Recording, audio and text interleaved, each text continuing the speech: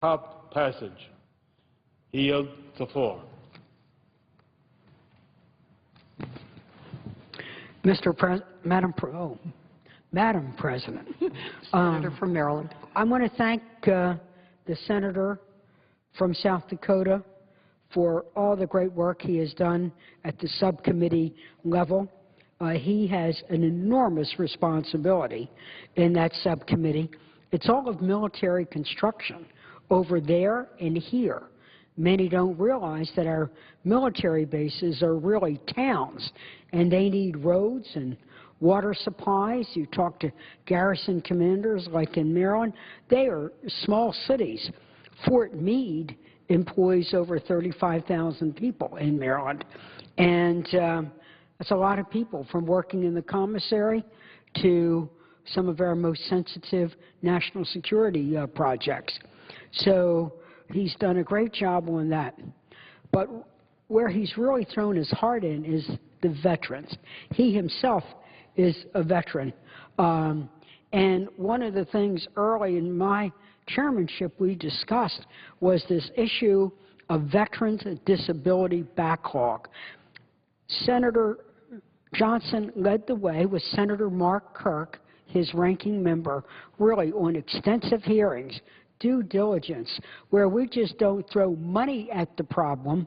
We really were going to solve the problem. There are very specific line items here that should help really this review process, but as Senator Johnson has said, also keep accuracy, because if they're not accurate, then they will present other problems, either for the veteran or for the taxpayer. So he's just done a great job. And in another way, he chairs the Banking Committee as the authorizer, which the presiding officer is well aware, and his wise counsel on many of the aspects that we needed to deal with on financial services was really very, very well, was most welcome. So we just think, Senator, I must say to you, you're a great member, and the way he and Senator Kirk worked was just outstanding.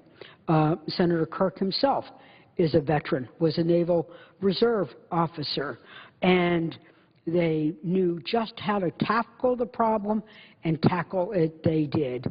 And I think veterans all over should know we're going to meet their health care needs. We're going to deal with the disability backlog area.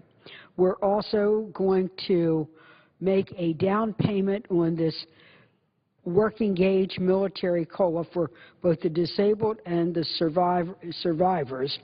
And we're going to say promises made, promises kept. So, Senator, thank you, and to his counterpart, Senator Kirk, we really appreciate what they've done. I think it's been an enrichment to the overall bill to have what's been done in military VA.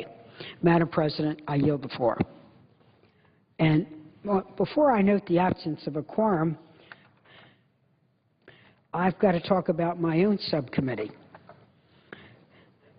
We're waiting for other senators to come to the floor. I know they'll be here shortly, but I chair the Commerce, Justice, Science Committee, and my ranking member is my also ranking member or vice chairman of the full committee, Senator Shelby. We worked very hard on this bill, and also with our counterparts in the House, Chairman Frank Wolf and Ranking Member Chaka Fatah. The CJS bill that we agreed upon provides $51.6 billion in discretionary spending. It focused on community safety and our jobs and our economy. We used those priorities to guide funding decisions from federal law enforcement to space exploration. What could keep America safe? What could make America great? We can't have vibrant communities unless they are safe.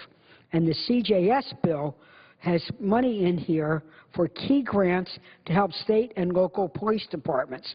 The legislation we've worked on adds money to more of the COPS programs that will put cops on the beat.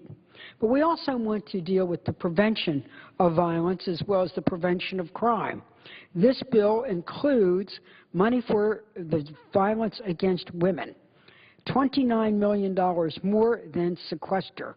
What it will mean is more help to local enforcement to prosecute, more money to help with prevention for those who are victims of domestic violence, and to be able to provide life-saving shelters and then transitional housing. We're very proud of that. But we also want to look at, as we add more police to the streets and neighborhoods in our communities, we want to make sure that our police are safe, and we were able to have the funding in here to provide a grant program to buy bulletproof vests.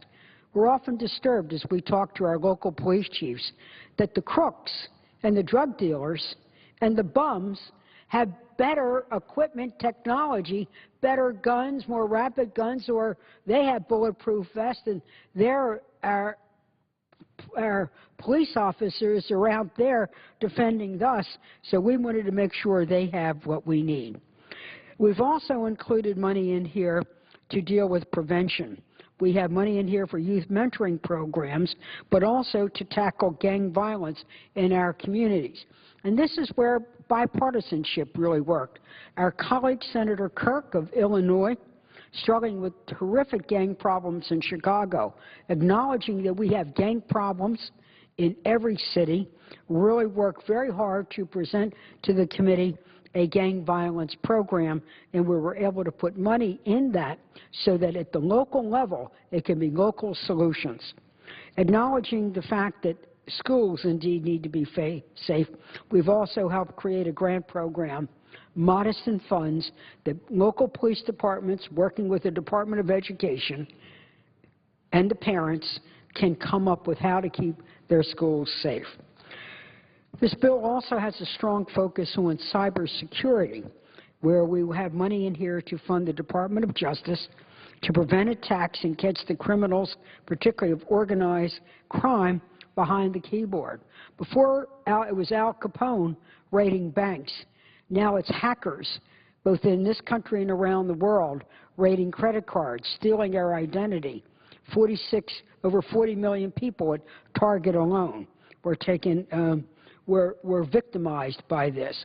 So this money provides money particularly to the FBI and the National Institutes of Standards to develop the tools and techniques and actually implement them to do it, and to work with the private sector on advice and guidance on what steps they could take voluntarily to be able to protect themselves. We also funded the federal law enforcement. In this legislation, we've added more money for the FBI, the Drug Enforcement Agency, and the U.S. Marshals. Now, many people say, what is a U.S. Marshal? Is this the days of Wyatt Earp? Do they ride the range? Well, actually, they ride our roads, making sure they're going after the most wanted fugitives. You know, when you have on TV, the 10 most wanted, it's the marshals that are in hot pursuit with the authority to go across state lines. They do it. They also have the legislative mandate to implement the sexual predator laws. So they're the ones who are charged with actually finding, identifying, and make sure they're following the registration and keeping our children safe. And then they're charged with the responsibility of keeping our courthouses safe. One might recall a few years ago the terrible shootout in Atlanta. Many of our courthouses themselves could be in danger because of the violence that, I mean, when you have the type of prosecutions can also invite violence against the judges. These marshals do that job. So we feel that while the high-profile agency might be FBI and DEA, and we recognize that, there's also the Marshal Service. In the area of science, Senator Shelby of Alabama, my ranking member, and I also funded America's space program. This total funding will be $7.6 billion. Working with Senator Shelby, we wanted to have a balanced space program to ensure America's premier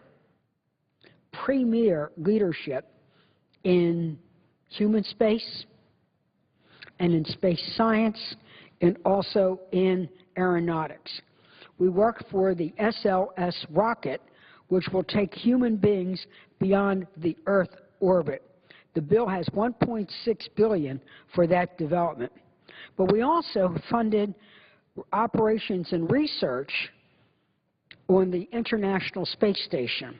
Now, the gentlelady, the presiding officer, might have read recently that NASA has extended the duration and operation of the space station. It cost a lot of money to build it, and there was a lot of risk of human lives to go up there and assemble it. You know, gravity might win a set of Academy Awards, but we've got real-life astronauts that put that space station together, keep that space station operating, and now that we've been able to accomplish it, it's time to really do the compelling research that could be done only by a lab in the sky in microgravity or no gravity at all to be able to do this. We look forward to being able to conduct the research, and also because we are Americans and we believe in the private sector, we now will have commercial crew vehicles going to the space station. It's going to be amazing. You know, we had the space shuttle. What a workhorse the space shuttle was. And it took astronauts, researchers up to the space station. That useful life came to an end. We depend on the Russians through the Soyuz to do that. We appreciate that, making the Soyuz available, I might add, at a really hefty price. But we know we wanted to have our own way of getting up there. So thanks to the development of commercial crew, there's actual, again, the American way, a competition for the best, most safe vehicle at the best price, and they're going to be able to do it. I'm very proud of the fact that a company based in Virginia, but hiring Marylanders, Orbital, has got a rocket being launched from Wallops Island that now takes cargo, an unmanned vehicle taking cargo, not risking the life of an astronaut, taking cargo to the station and bringing things back. So we also have help in here for space science to understand and protect the planet. So we think we've done a very good job in that. And in the area of also in science, yes, funding for the National Science Foundation, and also in weather.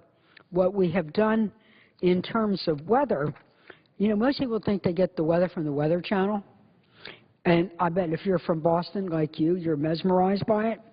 But the Weather Channel gets their weather from the Weather Service that's operated by NOAA, the National Ocean and Atmospheric Agency. And we want to make sure that we have the best mathematical models and the best satellites working with international partners to make sure we make the best weather forecast, because it saves lives and it also saves money. Madam Chair, Madam President, for every mile that we can be accurate about in the prediction of a hurricane, we save $1 million in evacuation cost. Now in Maryland, you know, Ocean City, we're hurricane vulnerable. So every mile that we can save, or the Key West, all of us who are hurricane or northeaster vulnerable understand this. So we put money in there, and we've also done other things to promote the economy. I'm really proud of what we've done in the Commerce Justice. It's really to keep America safe, to do the jobs today and the jobs tomorrow. I'm going to ask unanimous consent that my full statement be in the record, and I note that without objection, that the subcommittee chairman on labor and health and human services and education is here. I now yield the floor in such time as he might deem necessary.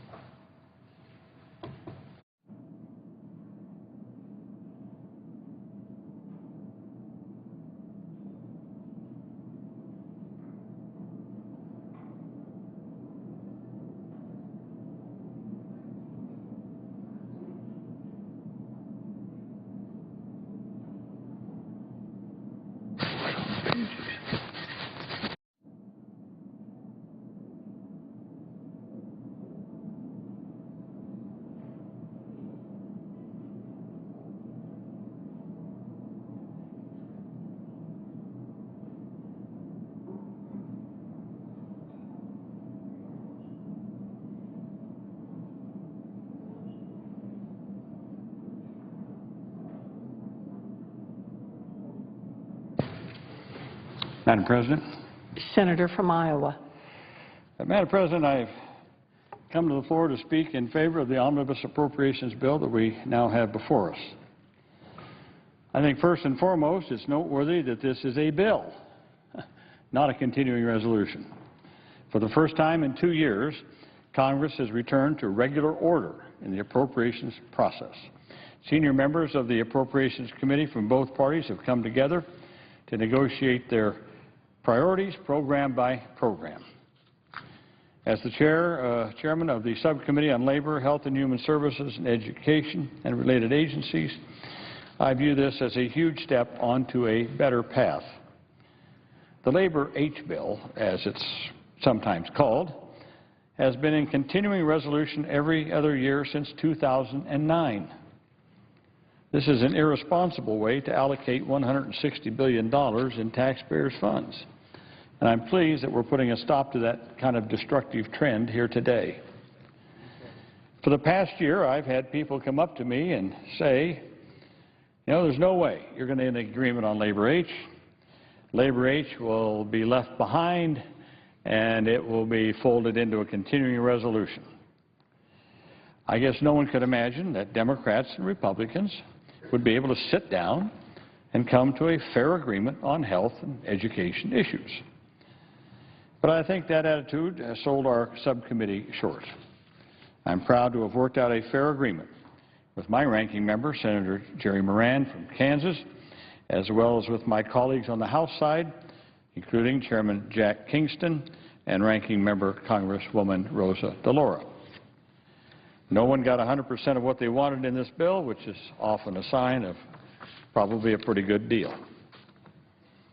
Despite the fact that I wanted to do more to alleviate the disastrous sequester cuts of 2013, I'd like to speak about a few of the essential investments in this bill that I hope my colleagues will join in supporting. First, the bill advances my longstanding priority of shifting the American health care system, so-called, from a sick care system to a genuine health care system, emphasizing prevention, wellness, and public health. It provides a $1 billion increase for the National Institutes of Health, as well as major new funding for brain research and a new initiative to discover ways to prevent and cure Alzheimer's disease. In addition, this bill allocates nearly $1 billion from the Prevention and Public Health Fund, which I created in the Affordable Care Act, Title IV, which I was in charge of drafting. Now, there's been some confusion about this fund in the news report, so let me correct the record. In the past years, resources from the fund have been diverted to other health care purposes. This year, however, this omnibus allocates 100% of the resources from the fund to prevention and wellness activities. Now, it's being reported that the omnibus cuts or eliminates the fund. I read that in the paper this morning, that the Prevention and Wellness Fund was cut by $1 billion. Well, that's just not so. That's just a misinterpretation. Believe me, if it had cut $1 billion from prevention and wellness, I wouldn't be here supporting the bill.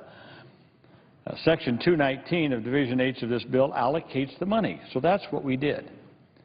Far from eliminating the money, we identify where that money is to go, including $160 million for immunization programs, $104 million for cancer screenings, $105 million for smoking cessation programs, and on October 1st, another appropriation of $1 billion will be deposited in the fund under the Affordable Care Act. And again, I intend to allocate the fund then just as we did in this omnibus. If there's any doubt in anyone's mind that the fund is alive and well and fulfilling the purpose for which it was originally intended, consider this. The American Public Health Association has praised this omnibus bill specifically for allocating the prevention fund. And they said, and I quote, "We are also pleased that the bill fully allocates available funds from the Prevention and Public Health Fund for the first time." End of quote.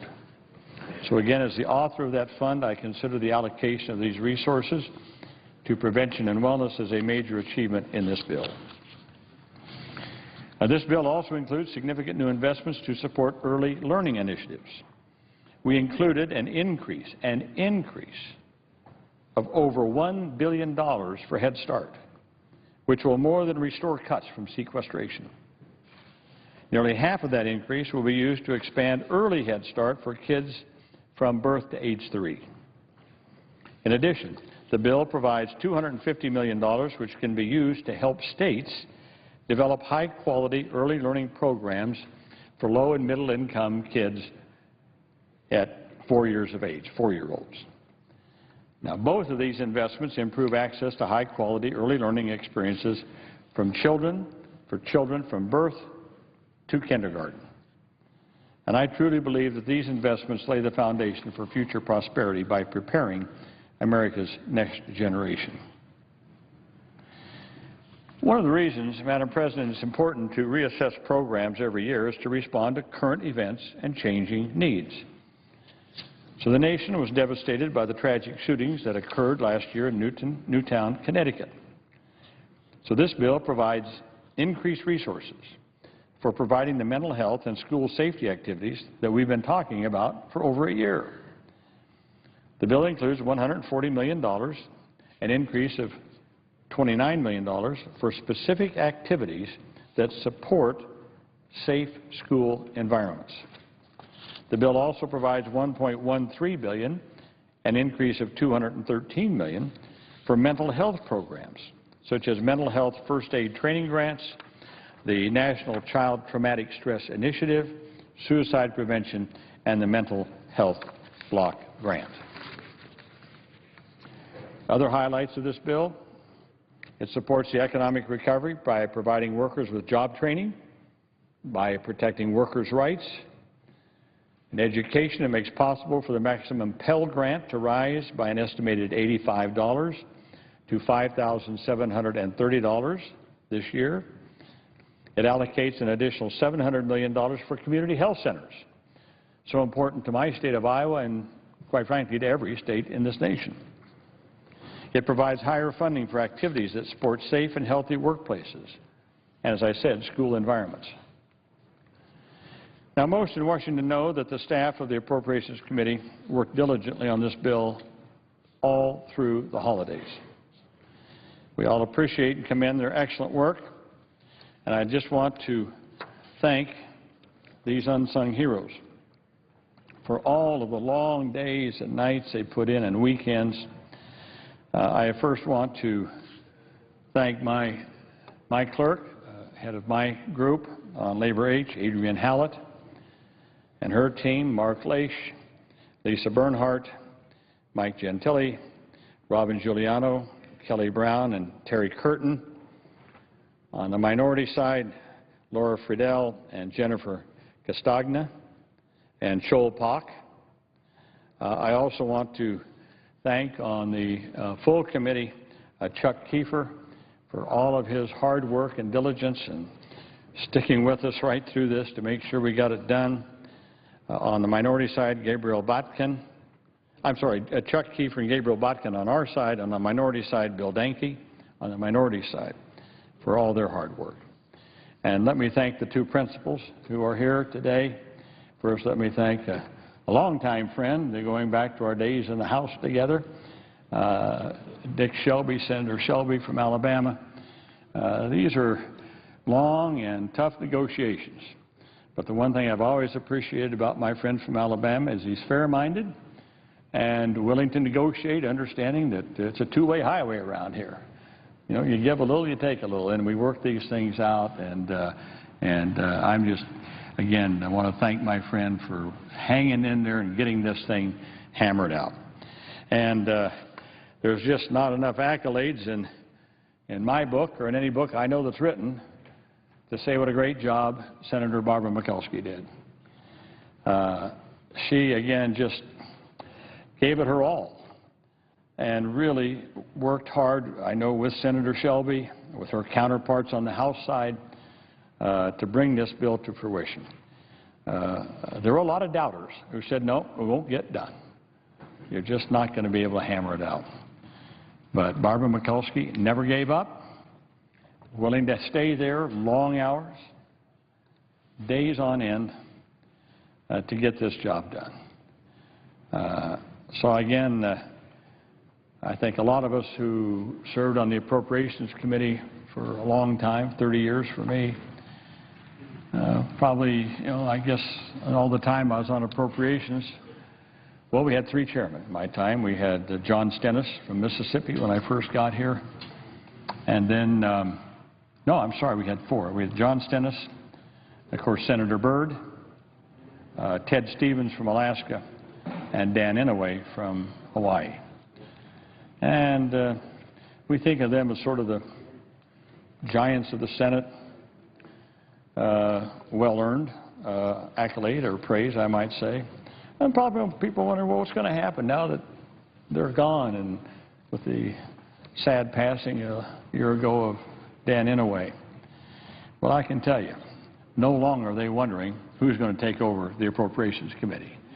Senator Mikulski has stepped in and has pulled us all together, I think on both sides of the aisle, and worked this out. So again, just my highest compliments to Senator Mikulski for her hard work, her intellectual approach, her rigor in working with others to make sure we got to this point. Most in Washington, as I said, know that these staff work very hard. There's just one other person I want to single out. He's not here. In fact, he's not even on the Senate side. But I've worked with him for a long time, going back to when Congressman Obey chaired the House Committee on Labor H back in the early 90s. A longtime member of the House Appropriations staff, and he's currently the minority clerk of Labor H. That's David Reich. He's retiring once this bill is passed. David has spent nearly his entire career working on the issues in this bill. He's been on or around the Labor H subcommittee since 1996. His collaborative nature, his insightful questions, his thoughtful approach to the drafting of this bill will be sincerely missed.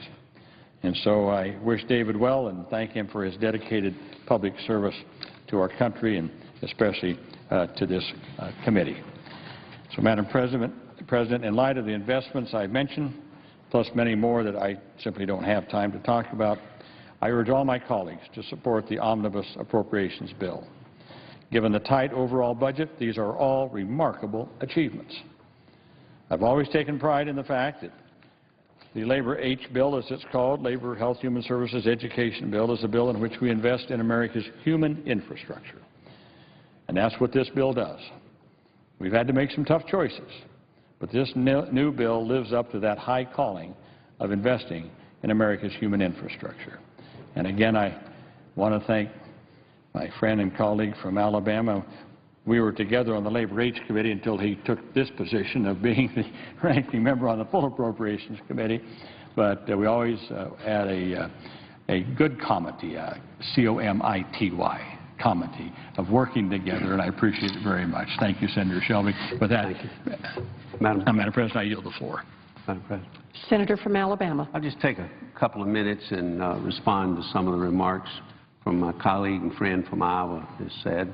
I think he's right on point that this is the first time we've been able to bring the appropriation process, I hope, back to regular order is what we need, because no one wants to shut the government down. My goodness, neither side. It's not good. The American people don't want it.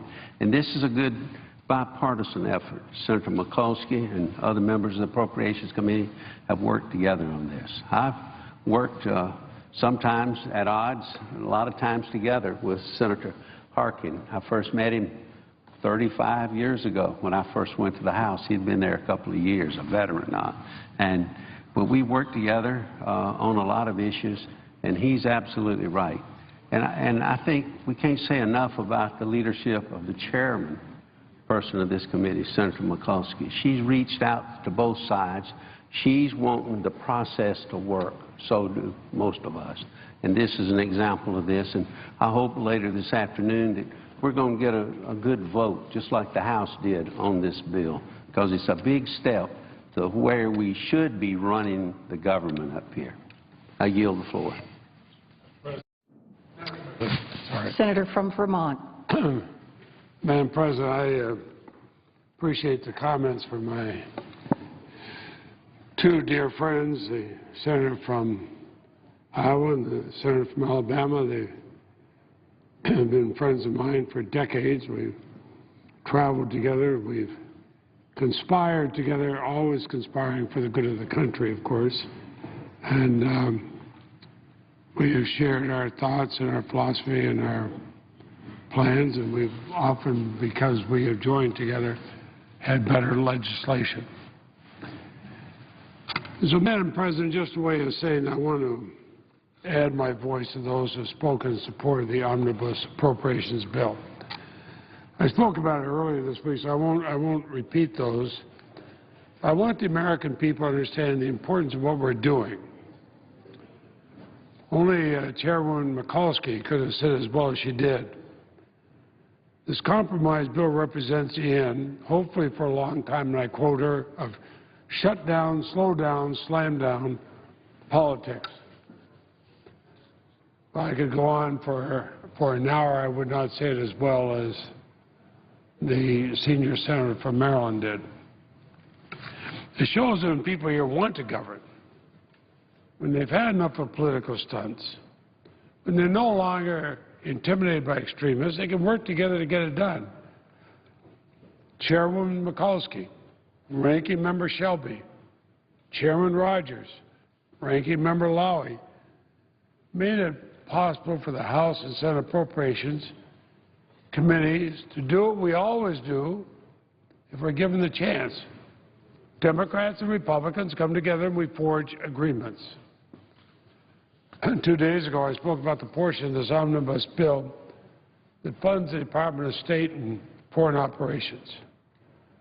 But I also note, and I can say this as the most senior member of the Appropriations Committee, the bill also provides funding for many vital domestic programs that suffered some very painful cuts in recent years.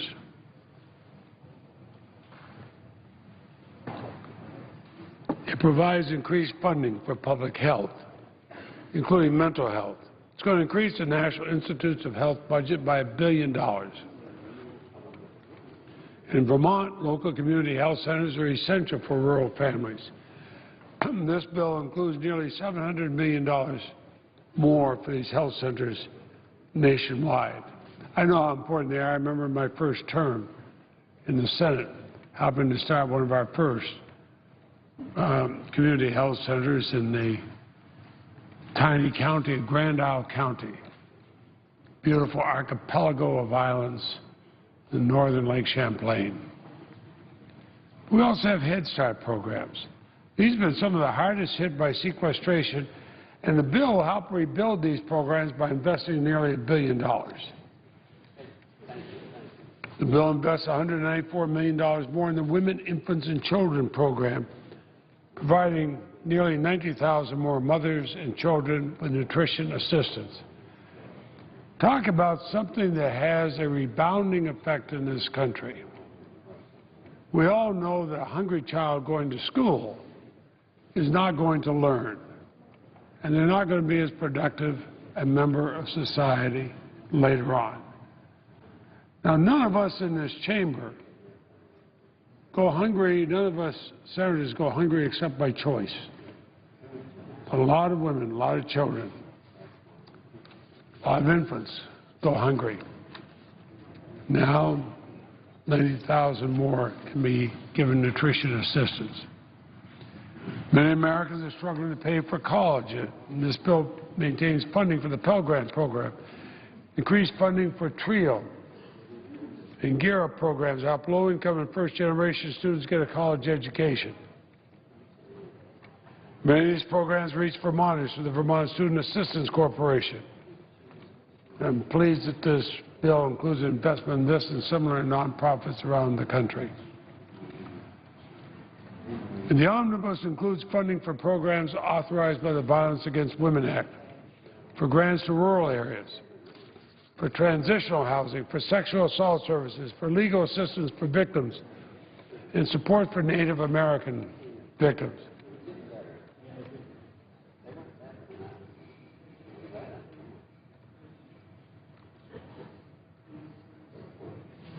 Mr. President, The Senate will be in order. Mr. President, I remember how we joined together in a bipartisan way to pass the Violence Against Women Act. And when they wanted to diminish it in the House of Representatives, some very brave Democrats and Republicans stood up and said, no, let's pass the bill the Senate passed. And we added a number of things, including Native American victims, something that even some of the previous supporters of the bill were willing to take out. We kept it in. And the bill raised a cap on the Crime Victims Fund by $15 million. It's an historic high. It means more money for victims' assistance grants at the state and local levels. Mr. President, how I wish we'd had money like this when I was a prosecutor so you could help victims of crime. But it also makes a life-saving investment. In the bill, the former Senator Ben Nighthorse Campbell and I wrote the Bulletproof Vest program. It will protect police officers and other first responders. And every year we hear of police officers whose lives have been saved because of the Bulletproof Vest program. And we provide increases for homeless assistance grants, a low-income energy assistance program. We preserve funding for rural economic area partnership zones, something extremely important in a basically rural state like mine of Vermont. The omnibus also lists a pay freeze that impacted thousands of federal workers in Vermont and millions throughout the country in all 50 of our states. And the bill makes strong investments that will support our National Guard. I know that I'm the co-chair of the National Guard caucus along with Senator Lindsey Graham. I think you'd agree with me how important that investment is. And it overturns a provision in the Bipartisan Budget Act that would reduce cost of living adjustments for medically retired service members and survivor benefit plan recipients, even paves the way for Congress to repeal the reductions for all impacted military retirees. Now, this bill is not exactly what I might have written, what Chairwoman Mikulski would have written, what any one of us would have written if we could write it alone. But after years and years of gridlock on appropriations, we wrote a bill that could pass. So there are compromises. There are programs that are not funded at the levels many of us wanted, including some provisions important to Vermonters. I'm disappointed that because of limited budget caps, we're unable to make larger investments in the Burn JAG program and juvenile justice programs, which continue to face steep cuts year after year. And I'm disappointed that the omnibus includes authorizing language that we've been debating as part of the ongoing Farm Bill negotiations. This anti-farmer policy rider will tie the hands of the Grain Inspection Packers and Stockyard Administration. You know, it's an unfortunate case of legislating on behalf of powerful corporations while leaving our family farmers out in the cold. But I'd say even on the things that I would not want to include, and many of us would not want to include, the alternative was another continuing resolution and more sequestration. And without question, it would have been far worse, especially in programs that I support, I believe the distinguished presiding officer supports, and most of us support. So we've taken an important step back from the destructive politics of the past few years. But let us hope it's only the first step. Let's hope we can go on from here to make progress on other important issues the American people sent us here to address. Mr. President, I do not see senators seeking recognition. I will suggest the absence of quorum. The clerk will call the roll. Mr. Alexander.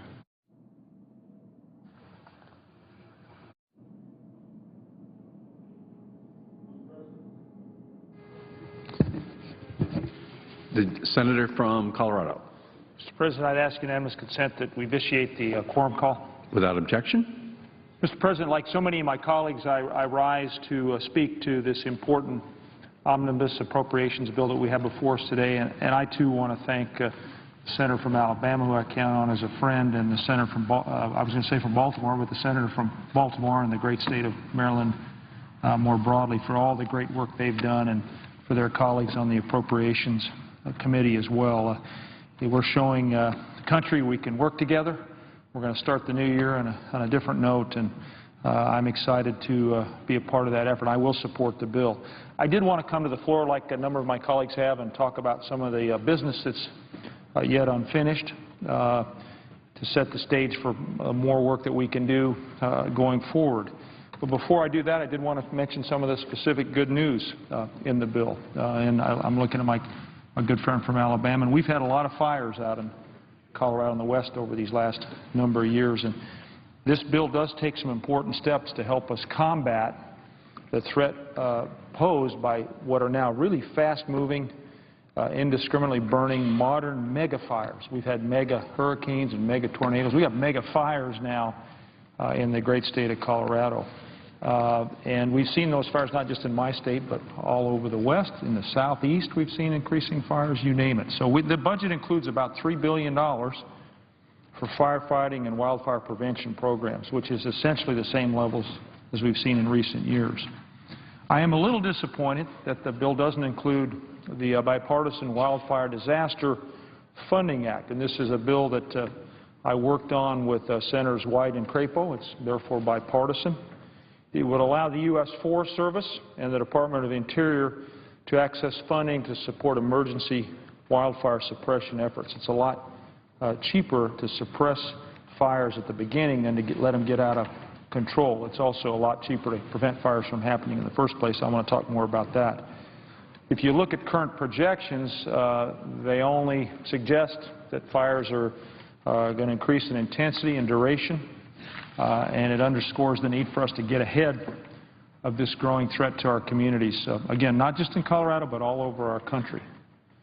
There are fiscally responsible reforms in this Wildfire Disaster Funding Act which would help us confront the skyrocketing threat that modern fires pose to our state's fiscal health as agencies work to protect life and property while being responsible stewards of taxpayer dollars. And that's just one of the many reasons I'm going to continue to lead the fight.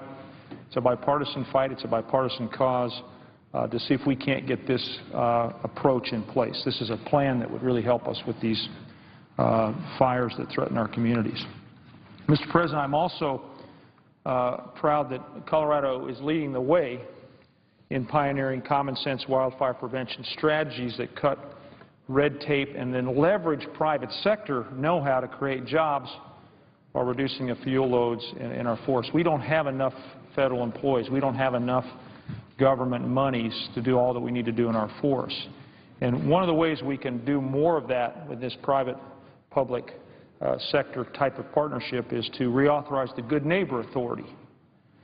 The Good Neighbor Authority was a pilot project in Colorado initially, and it's been successful. We want to expand it and apply it in other locales in other states.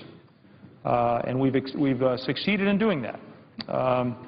It will allow agencies to work collaboratively across arbitrary federal boundaries to improve forest health and reduce wildfire access. This bill also reauthorizes the job-creating stewardship contracting authority, which allows the Forest Service and the BLM to partner with local businesses to improve fire safety on our public lands. This has been a critical tool in Colorado, and it's important that we included it in this bill. So, Mr. President, where do I think we have some shortcomings? I mentioned a couple of successes and important provisions in the bill. The bill doesn't address several key needs in my state, including support for the Emergency Watershed Protection Program and Payment in Lieu of Taxes program. It's known as PILT. I listened to the Appropriations Chairwoman. I listened to the Senator from Mexico, Tom Udall, and others talk about PILT today. And I do want to touch on both the EWP, Emergency Watershed Protection Program, and then the Payment in Lieu of Taxes Program. Mr. President, we had real devastation in my state last year during the fall with historic amounts of rainfall and then the floods that followed. We had enormous support from all over the country, and we deeply appreciate that outpouring. It was the most destructive natural disaster in our state's history. Now, the floodwaters have subsided, thankfully, some 3 months ago, but we're still learning the true extent of the damage. Families and towns are clearing debris from their neighborhoods, from their watercourses. They're working to rebuild their communities house by house and business by business. Yet despite this widespread damage from the floods and the broad consensus that more help is needed, this budget doesn't fund the Emergency Watershed Protection Program. This is a very important and crucial flood recovery program, and it's been applied all over our country, I think in almost every state. If we don't get support sooner rather than later, we could see additional flooding this spring. We have a spring thaw almost that happens all over our state. Streams will overrun their banks, particularly because we have so much debris still in many of those stream courses. So we need these resources. It's simply not acceptable that we wouldn't have them in hand before the spring runoff. The federal government's Natural Resources Conservation Service, the NRCS, estimates that we need at least $122 million to protect lives and property from future flood damage. Now that support, as I've said, is not included in the bill, but I'm going to continue fighting to secure this critical aid for Colorado's flood-ravaged communities. Finally, Mr. President, I want to turn to the Payment in Lieu of Taxes program. As I mentioned earlier, many of my colleagues from both sides of the aisle have expressed their disappointment that the budget doesn't include PILT funding. It includes, when it works, funding for rural counties across the country. We have 55 of our 64 counties in Colorado that qualify for Payment in Lieu of Taxes funding. And those counties qualify because they're federal lands within those counties. Now, those lands are an important part of the character and heritage of the West, but because federal lands aren't subject to local property taxes, they don't support essential services like schools, and roads, teacher hires, our firefighters, our police.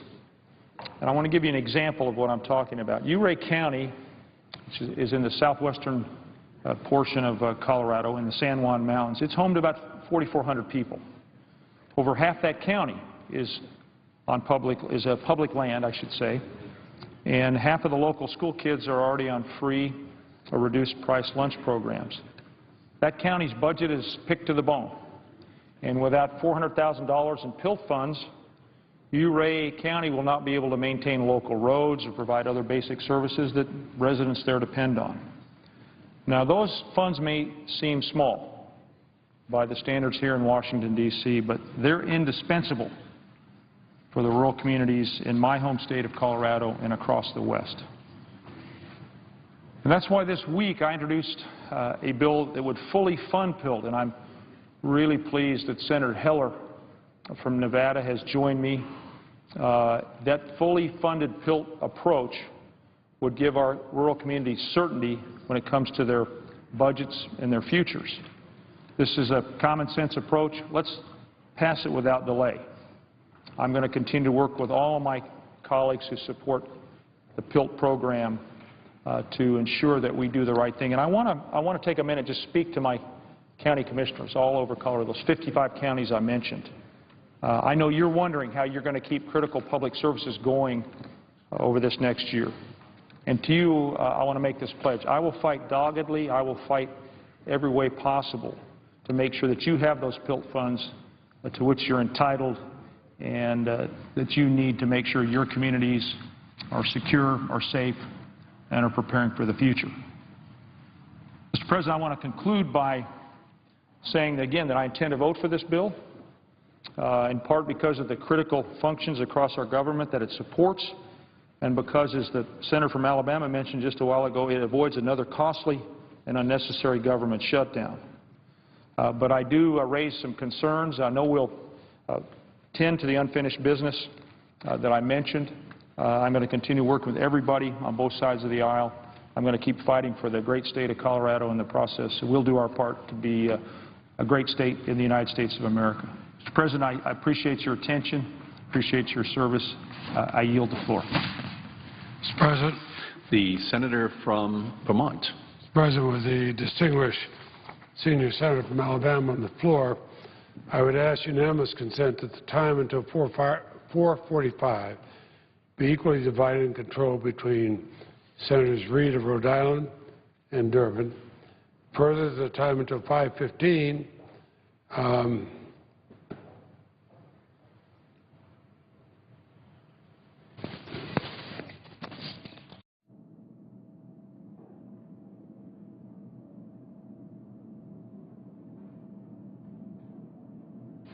the time from 4:45 until 5:15 be controlled by the Republican leader or designee. That 5:15 p.m. there be 15 minutes equally divided between Senators Mikulski and Shelby or their designees.